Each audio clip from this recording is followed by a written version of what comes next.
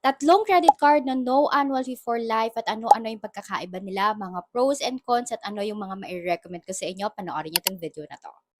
Hello mga kaola, this is Rixine. I usually talk about personal finance at ito yung tatlong credit card na mai-recommend ko sa inyo at personally ginagamit ko sila. Number one is the Union Bank Rewards Credit Card.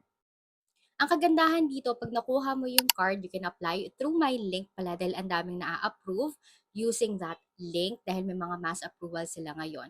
Anyway, pag nakuha mo tong credit card na ito, as long as maka-complete ka ng 60,000 spent for 2 months or 60 days, pwede mo nang ma-waive ang yung annual fee at no annual fee forever na to. Ang nagustuhan ko pa sa kanila, meron silang installment option na may 0% interest up to 24 months.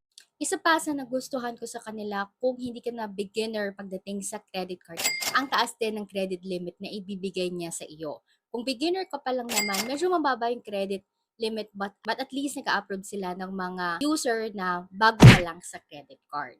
Number two is yung Atomy credit card. Kung gusto niyo rin mag-apply, meron din akong link nito. Sa Atomy credit card naman, this is no annual fee for life din. Ang maganda sa kanila pag nag-apply ka, one valid ID lang tapos dapat meron kang phone number at hindi mo na kailangan ng mga madaming documents para ma-approve ka.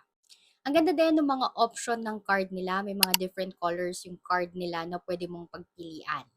Meron din silang mga installment option pero ang cons nun meron silang interest. At up to 6 months lang yung installment option nila. Last one, this is the China Bank of Freedom Credit Card. No annual fee din ito for life at personally ginagamit ko siya. What I like about them, wala ka nang kailangan na i-spend na minimum.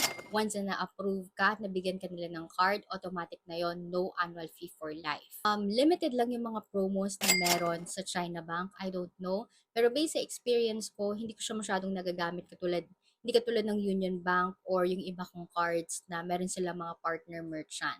Nung nag-apply din ako sa kanila, ang bilis lang yung approval as long as meron kang account sa China Bank. Very basic lang itong card na to.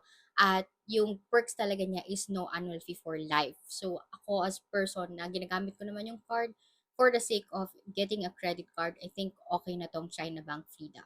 Kung meron pa kayong mga gusto na ipa-review sa akin na credit card, let me know in the comment section at pag-uusapan natin yan sa mga next video pa. If you like this type of video, like and follow for more.